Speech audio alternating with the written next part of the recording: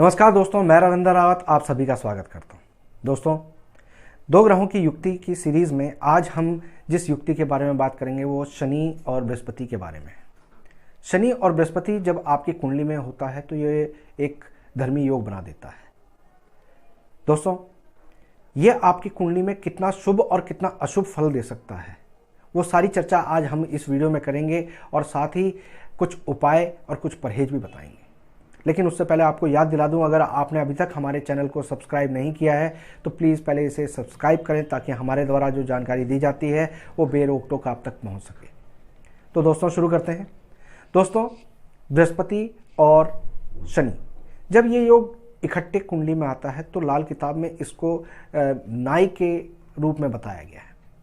जैसे नाई आपके जीवन में आपके बालों को संवार कर आपके शरीर को सुंदर बनाता है, आपको एक आकर्षण देता है और बहुत सारे जो सर से संबंधित परेशानियां हो सकती हैं, बालों से संबंधित परेशानियां हो सकती हैं, उनसे आपको निजात दिलाता है।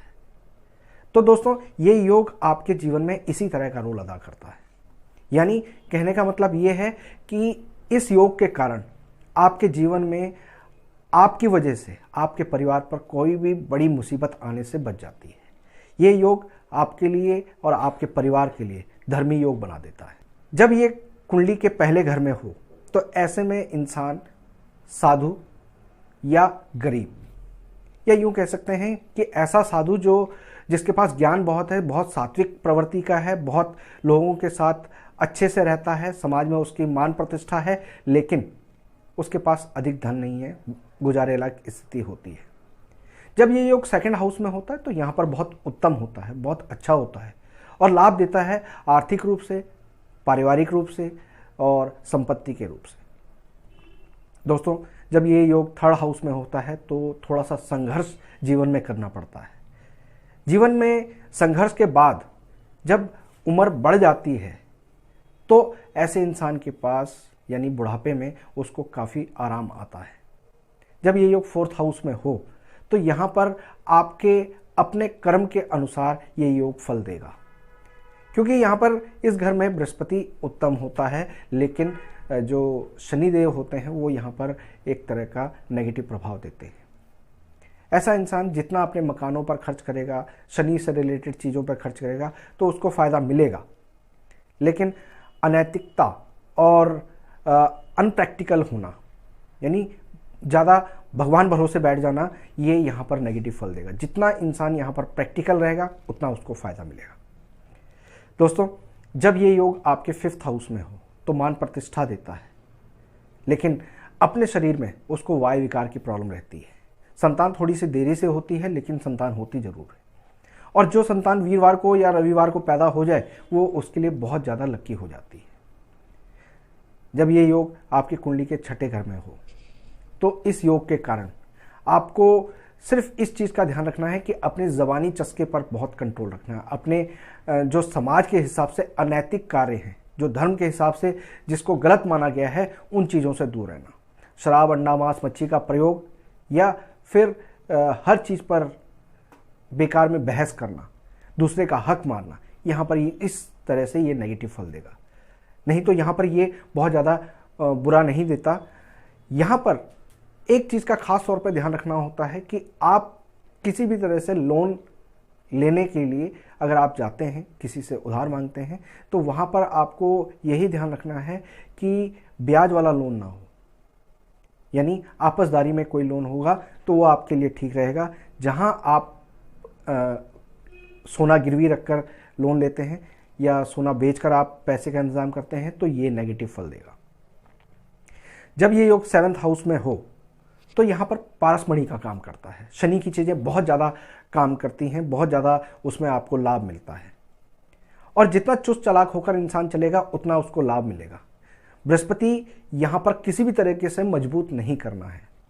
अगर आप दान पुण्य में ज़्यादा लग जाते हैं तो यहाँ पर ये योग आपको नेगेटिव फल देगा, मगर इसका मतलब ये नहीं है कि आप दान पुण्य ना करें। जो ज़रूरतमंद लोग हैं, अंधे हो गए, कोढ़ी हो गए या वृद्ध लोग हो गए, उनकी सेवा करें तो आपको ये योग आपको फल देगा। दोस्तों, जब ये योग 8th हाउस में हो तो 8th हाउस में ये योग आपको एक तरह से दैवीय मदद देता है। यहाँ पर शनि और बृहस्पति का ये योग आपके लिए और आपके परिवार के लिए एक रक्षक का काम करता है। ऐसे परिवार के अंदर एक्सीडेंट या कोई भी अप्राकृतिक मौत नहीं होती है इस योग के कारण।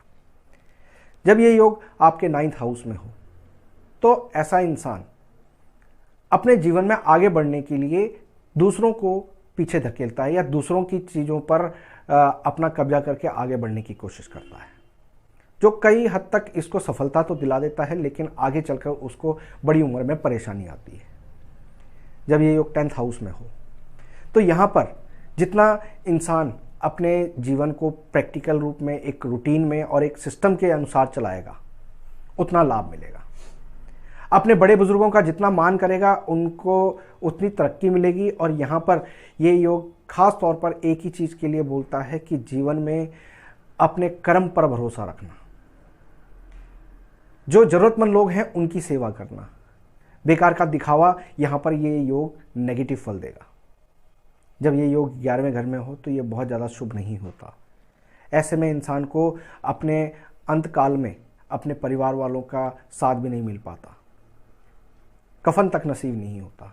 इसलिए ऐसे लोगों को जिनके 11th हाउस में ये योग बना हुआ हो उनको सात्विकता पर ज़्यादा ध्यान देना चाहिए। जो भी जीवन में चीज़ें बना रहे हैं, भौतिक सुख बना रहे हैं, जैसे प्रॉपर्टी खरीद रहे हैं, गाड़ी खरीद रहे हैं, तो वो परिवार वालों के नाम से करें तो वो ज़्यादा बेहतर रहेगा। अपने लिए ना उन चीज़ों को अपने नाम से ना बनाएं। ऐसे इंसान जिनके कुंडली के 11वें घर में ये योग बन रहा हो उनको खास तौर पर एक चीज़ का ध्यान रखना चाहिए कि वो बेकार की बहसों में ना पड़ें, ज़्यादा दूसरों को सजेशन ना देते फिरें, अपने आप को ज़्यादा होशियार ना समझें, तो उनकी लाइफ में चीज़ें काफ़ी कंट्रोल रहेंगी। जब ये कुंडली के 12वें घर में होता है तो आपको ये योग आपके शादी के बाद तरक्की देता है। शादी से पहले जीवन सामान्य रूप से चलता है, लेकिन शादी के बाद इस योग के कारण बहुत ज़्यादा तरक्की मिलती है। पत्नी का साथ, पत्नी का सम्मान यहाँ पर इस योग को बढ़ा देता है। तो दोस्तों, अब इस योग के पूर्ण शुभ फल को प्राप्त करने के लिए, अगर नेगेटिव फलों को रोकने के लिए क्या करें? दोस्तों, जब ये योग आपकी कुंडली में बन रहा हो तो इसको शुभ रखने के लिए और इसके नेगेटिव फल को दूर करने के लिए आपको जो परहेज करना है वो इस तरह से है कि आप शराब, अंडा, मांस, मच्छी से दूर रहें, अनैतिक कार्यों से दूर रहें। आपको जितना हो सके घर के अंदर जंग लगा हुआ लोहा, कबाड़ आपको बिल्कुल नहीं रखना, खासकर अपनी घर की परछत्ती या छत पर।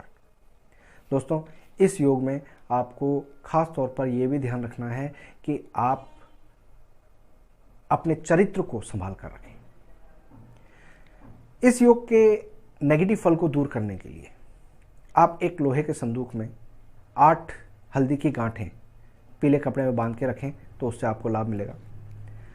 जब भी आप स्नान करें तो उसमें थोड़ी सी हल्दी मिलाकर आप स्नान करें, उससे आपको काफ़ी फायदा मिलेगा। इस योग में आपको एक मुट्ठी बादाम 43 दिन लगातार मंदिर में देने हैं और वहाँ पर चढ़ाने के बाद, अपना पूजा पाठ करने के बाद आप आधे बादाम अंदाजे से घर में वापस ले आएं और उन सारे बादामों को अपने घर के लॉकर में काले कपड़े में बंद करके रख दें। इस योग में आपको अंधों को भोजन करवाना बहुत उत्तम फल देता है।